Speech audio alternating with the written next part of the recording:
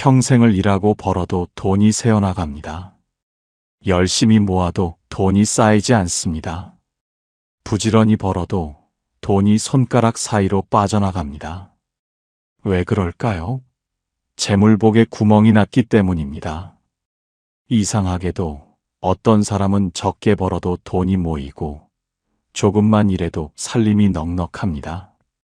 반대로 어떤 사람은 많이 벌어도 돈이 없고 죽어라 일해도 가난합니다. 같은 하루를 사는데 왜 이렇게 다를까요?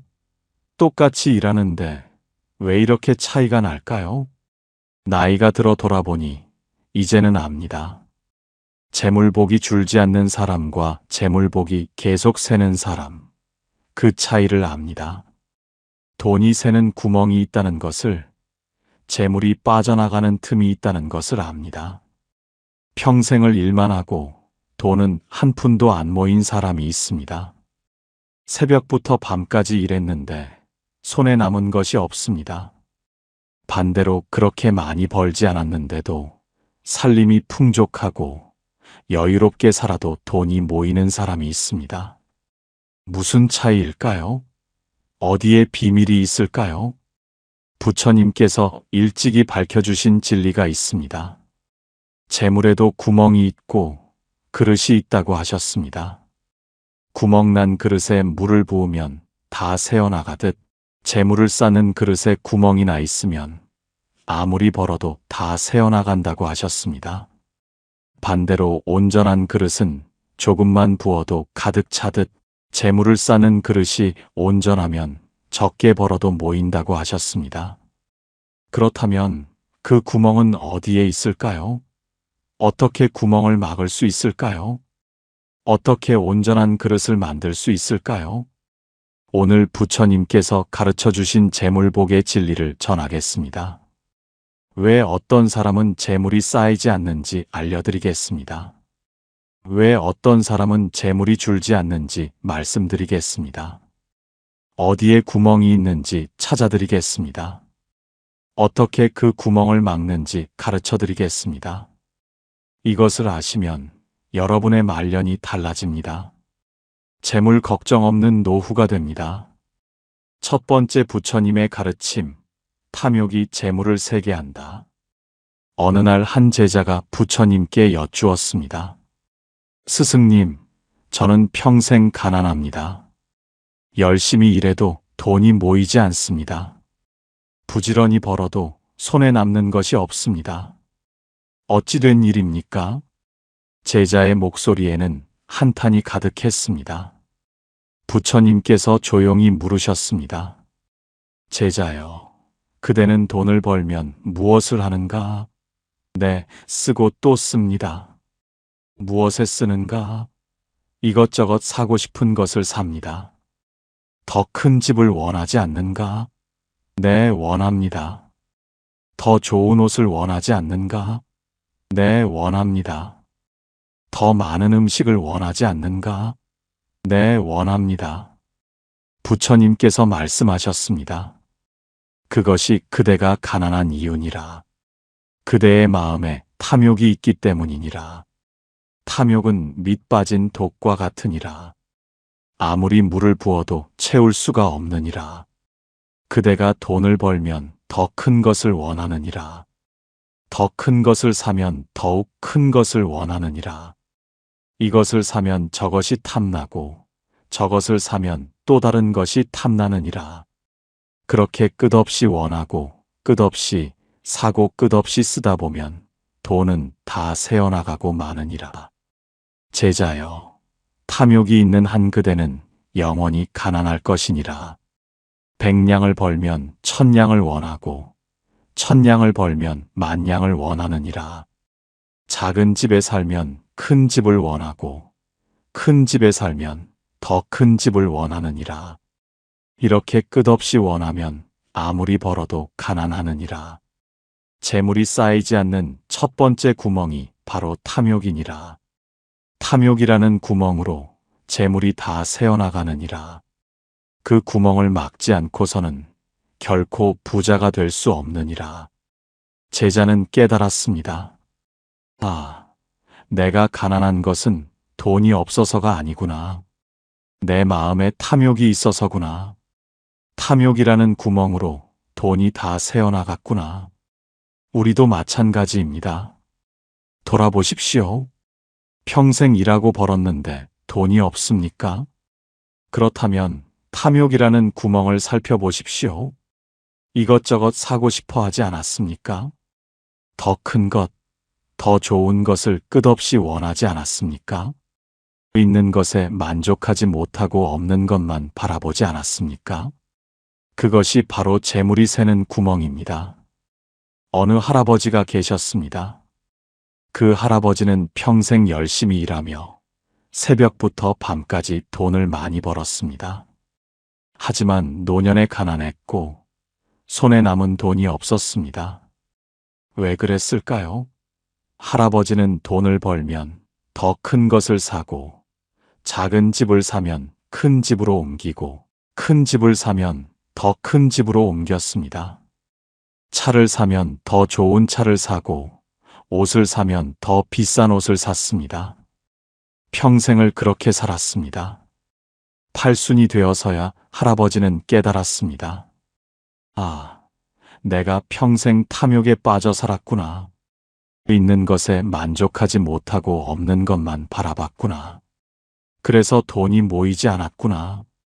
할아버지는 바꾸기로 했습니다. 이제부터는 있는 것에 만족하겠다고 말입니다.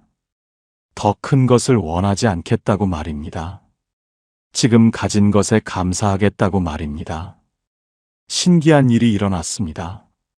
탐욕을 버리니 돈이 모이기 시작했습니다. 예전과 똑같이 연금을 받는데 돈이 남았습니다. 쓸데없는 것을 사지 않으니 돈이 쌓였습니다. 있는 것에 만족하니 마음도 편안했습니다. 할아버지는 깨달았습니다. 아, 탐욕이 나를 가난하게 했구나. 탐욕을 버리니 부자가 되는구나. 부처님 말씀이 정말로 맞구나. 두 번째 부처님의 가르침, 인색함이 재물을 막는다. 어느 날 다른 제자가 부처님께 여쭈었습니다. 스승님, 제가 보니 어떤 사람은 돈을 많이 쓰는데도 부자이고 어떤 사람은 한 푼도 안 쓰는데 가난합니다. 왜 그럴까요? 부처님께서 말씀하셨습니다. 제자여, 그대는 샘물을 본 적이 있는가?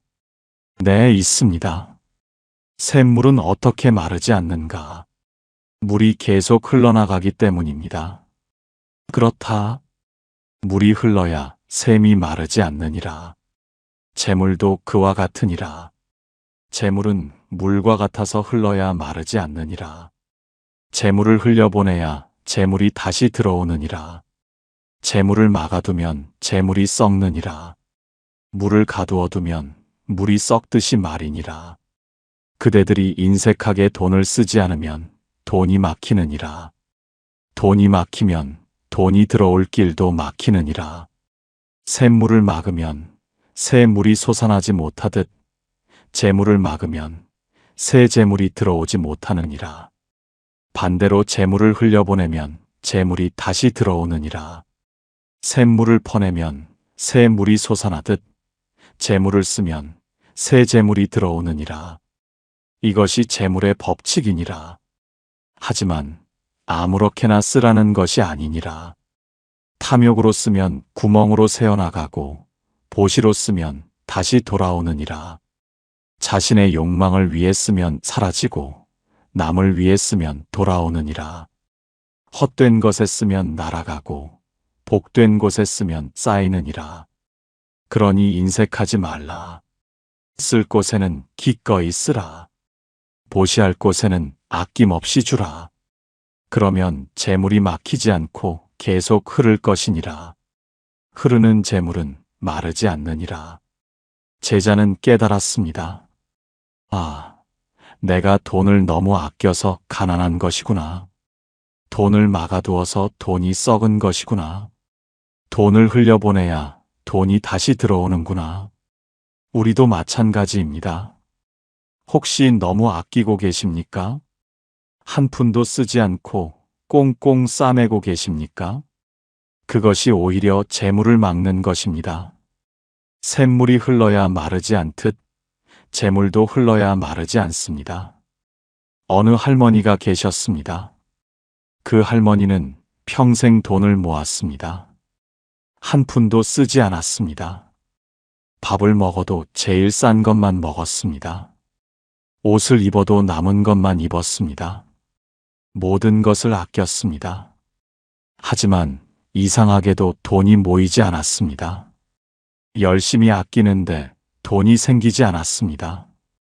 자식들도 잘 되지 않았습니다. 집안도 편안하지 않았습니다. 칠순이 되어서 할머니는 깨달았습니다. 아, 내가 너무 인색하게 살았구나. 돈을 막아두어서 돈이 썩었구나. 할머니는 바꾸기로 했습니다. 이제부터는 쓸 곳에 쓰겠다고 말입니다. 자식에게 용돈을 주고, 손주에게 선물을 사고, 절에 가면 보시를 하고, 어려운 이웃을 도왔습니다. 복된 곳에 돈을 쓰기 시작했습니다. 신기한 일이 일어났습니다.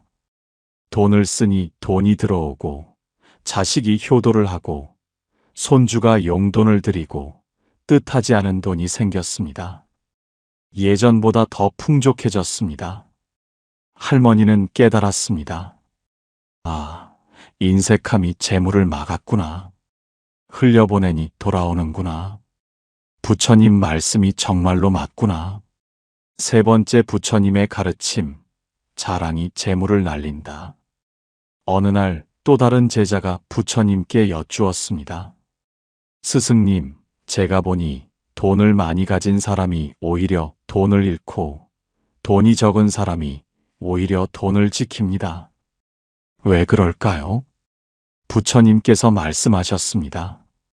제자여, 그것은 교만 때문이니라. 재물을 가진 사람이 교만해지면 재물을 잃느니라.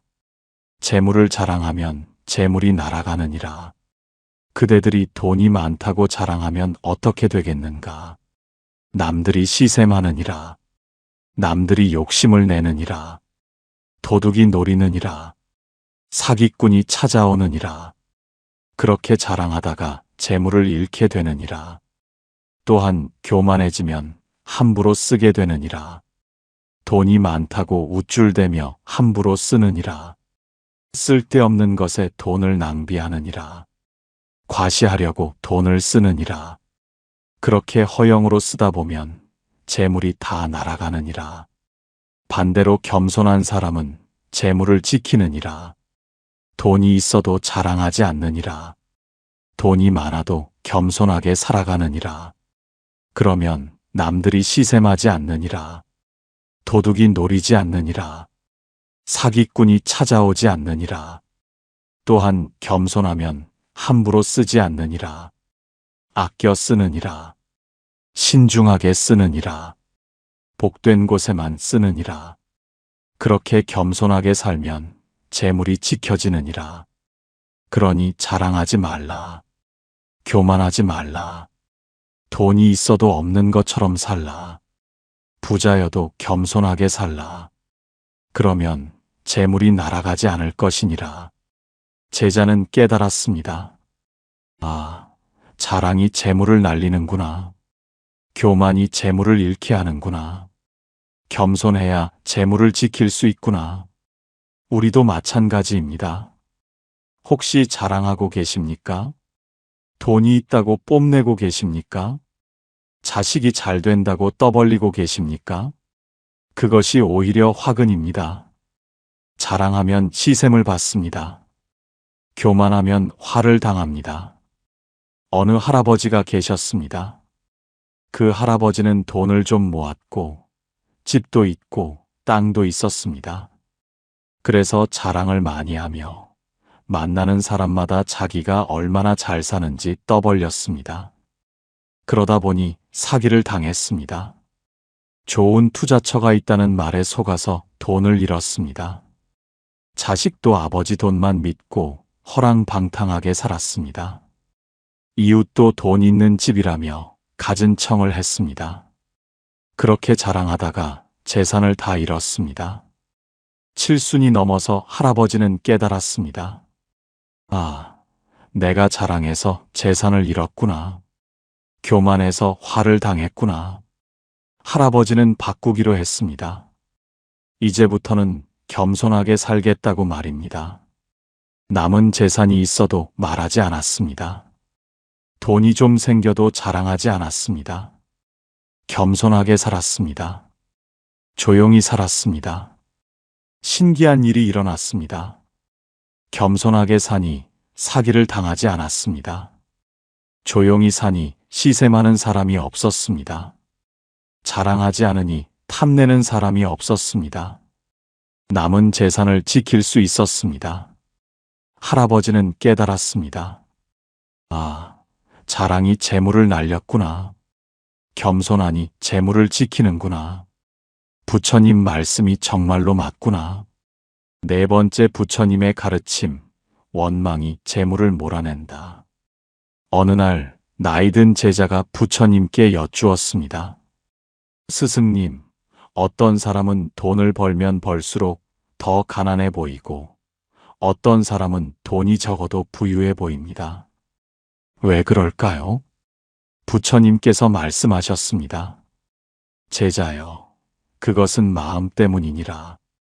원망하는 마음이 있으면 재물이 달아나느니라. 감사하는 마음이 있으면 재물이 머무느니라.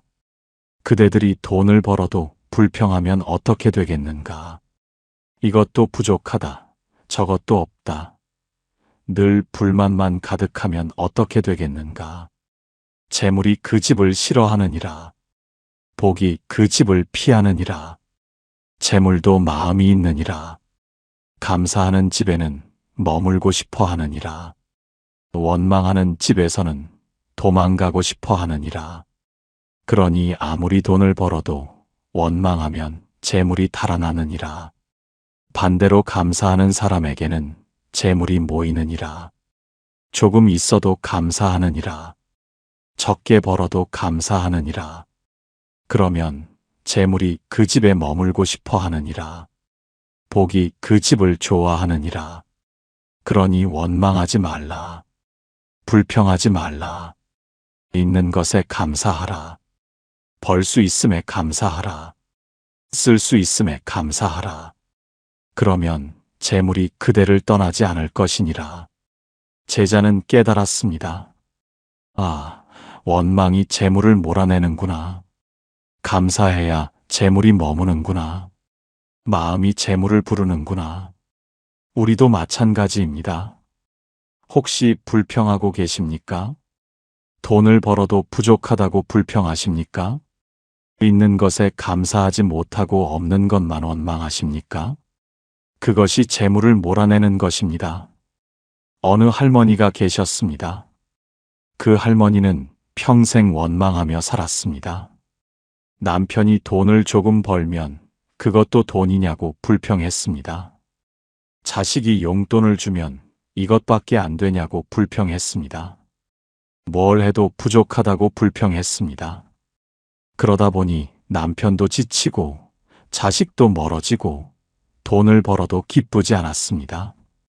돈이 생겨도 또 불평하며 그렇게 원망하며 살다가 홀로 외롭게 늙었습니다. 칠순이 되어서야 할머니는 깨달았습니다. 아, 내가 평생 원망만 했구나. 그래서 복이 달아났구나. 할머니는 바꾸기로 했습니다. 이제부터는 감사하며 살겠다고 말입니다. 연금이 나오면 감사합니다라고 말했습니다. 자식이 찾아오면 고맙습니다라고 말했습니다. 밥을 먹으면 복 받았습니다라고 말했습니다.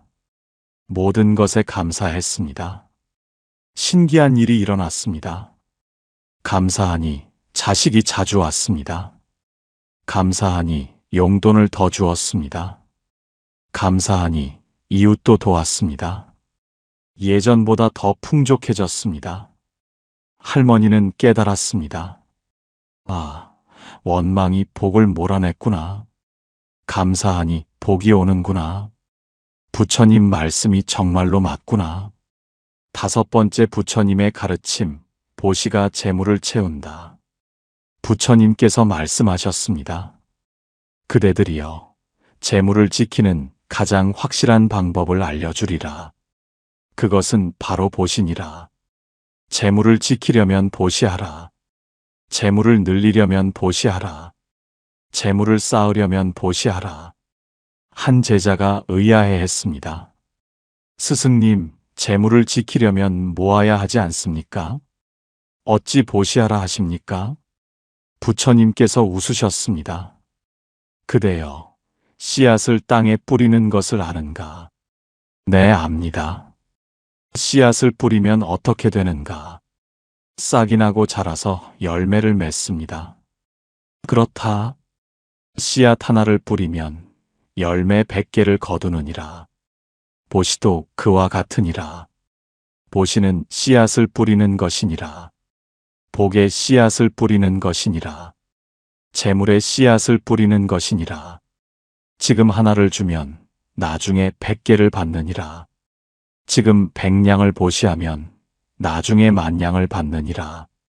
그러니 아깝다고 움켜쥐지 말라. 씨앗을 움켜쥔다고 열매가 열리겠는가? 씨앗을 뿌려야 열매를 거두느니라. 보시를 해야 복을 받느니라. 재물을 흘려보내야 재물이 돌아오느니라. 하지만 아무데나 보시하라는 것이 아니니라. 좋은 밭에 씨를 뿌려야 좋은 열매를 거두듯 복된 곳에 보시해야 복을 받느니라. 부모님께 효도하고 스승을 공경하고 가난한 이를 돕고 절에 공양하고 병든 이를 돌보라. 그것이 좋은 밭에 씨를 뿌리는 것이니라. 그렇게 보시하면 재물이 줄지 않느니라. 오히려 늘어나느니라. 씨앗을 뿌린 만큼 열매를 거두느니라. 100배로 1000배로 돌아오느니라. 이것이 재물의 진리니라. 어느 스님이 계셨습니다. 그 스님은 가난하고 가진 것이 없었지만 보시를 많이 했습니다. 공양을 받으면 다른 스님들과 나누고 보시를 받으면 가난한 이들에게 주며 늘 베풀며 살았습니다. 그러니 신기한 일이 일어났습니다. 보시를 하니 오히려 더 많이 받았습니다. 나눠주니 더 많이 들어왔습니다. 베푸니 더 풍족해졌습니다. 스님은 가난했지만 부족함이 없었습니다. 사람들이 물었습니다. 스님, 어떻게 이렇게 베푸는데도 부족함이 없으십니까? 스님이 웃으며 말했습니다. 나는 그저 씨앗을 뿌릴 뿐이라네. 씨앗을 뿌리니 열매를 거두는 것이지. 보시하니 복을 받는 것이지. 우리도 마찬가지입니다. 보시하십시오. 나누십시오. 베푸십시오. 부모님께 효도하십시오. 절에 공양하십시오. 어려운 이웃을 도우십시오. 그것이 복의 씨앗을 뿌리는 것입니다. 재물의 씨앗을 뿌리는 것입니다. 어느 할아버지가 계셨습니다. 그 할아버지는 평생 모으기만 했습니다. 한 푼도 쓰지 않았습니다. 보시는 생각도 못했습니다. 그렇게 모으기만 하다가 병이 들었습니다. 모은 돈을 병원비로 다 썼습니다. 80이 넘어서야 할아버지는 깨달았습니다. 아, 내가 평생 잘못 살았구나. 모으기만 하고 베풀지 않았구나. 할아버지는 바꾸기로 했습니다. 남은 재산으로 보시하겠다고 말입니다. 절에 공양을 올리고 가난한 이웃을 돕고 손주 학비를 내고 복된 곳에 돈을 썼습니다. 신기한 일이 일어났습니다. 보시를 하니 마음이 편안하고 베푸니 복이 돌아왔습니다. 자식이 효도를 더하고 손주가 용돈을 드리며 보시한 것보다 더 많이 돌아왔습니다. 할아버지는 깨달았습니다. 아, 보시가 복을 부르는구나. 씨앗을 뿌리니 열매를 거두는구나. 부처님 말씀이 정말로 맞구나. 부처님께서는 재물복을 지키는 3가지 실천법을 가르쳐 주셨습니다.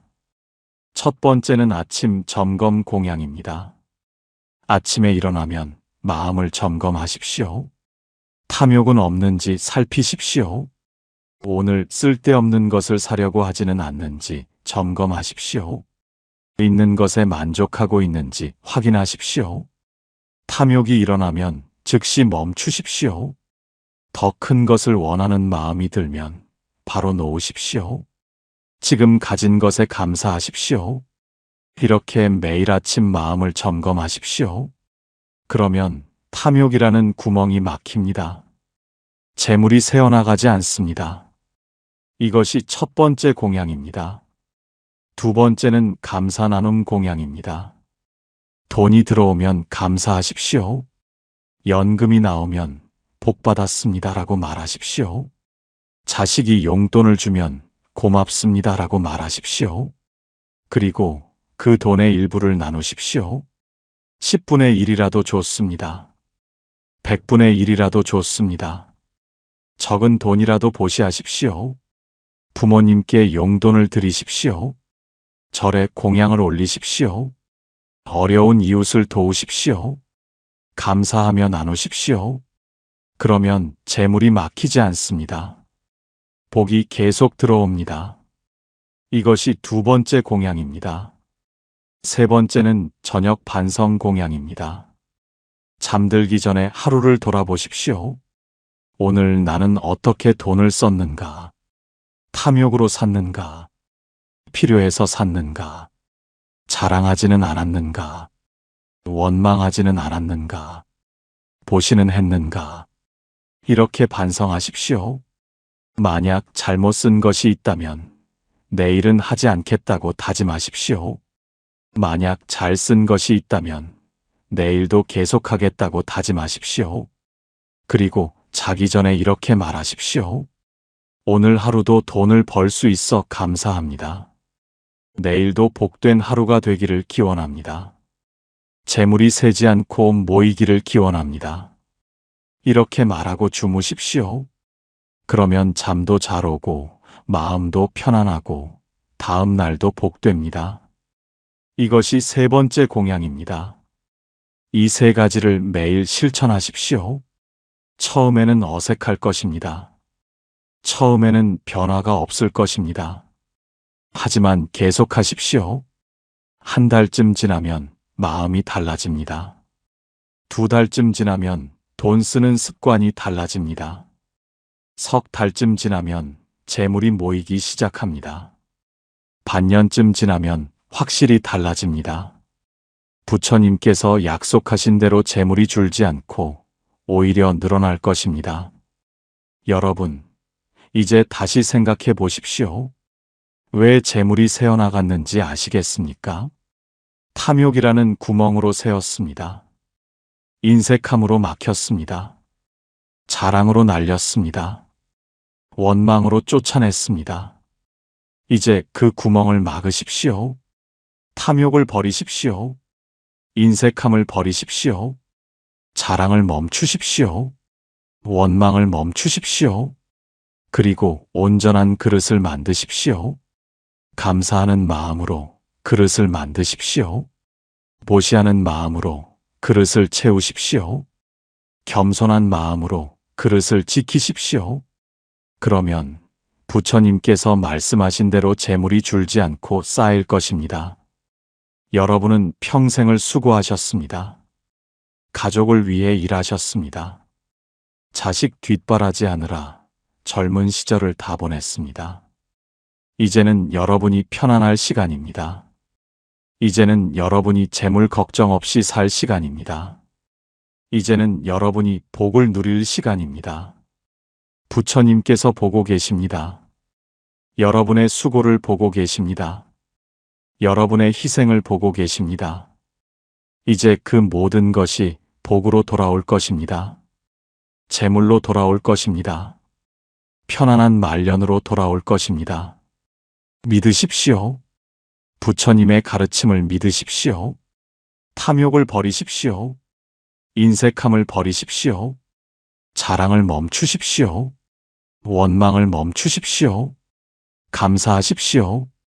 보시하십시오. 그러면 반드시 재물이 줄지 않게 될 것입니다. 반드시 복이 쌓이게 될 것입니다. 말년이 편안해질 것입니다. 노후가 풍족해질 것입니다. 오늘 이 말씀이 여러분의 마음에 씨앗이 되기를 바랍니다. 오늘 이 말씀이 여러분의 삶을 바꾸는 계기가 되기를 바랍니다. 오늘 이 말씀이 여러분께 복을 가져다 주기를 바랍니다. 여러분의 남은 인생이 복으로 가득하기를 기도합니다. 여러분의 재물이 줄지 않고 늘어나기를 기도합니다. 여러분께 재물 걱정 없는 노후가 되기를 기도합니다. 여러분이 편안하고 풍족하게 사시기를 기도합니다. 여러분께서는 어떤 경험을 하셨나요? 재물이 새는 구멍을 막은 경험이 있으신가요? 댓글로 나눠주시면 감사하겠습니다. 여러분의 이야기가 다른 분들에게 큰 힘이 될 것입니다. 여기는 연등지혜였습니다. 부처님의 가피가 함께 하시기를 기원합니다. 나무아미타불 관세음보살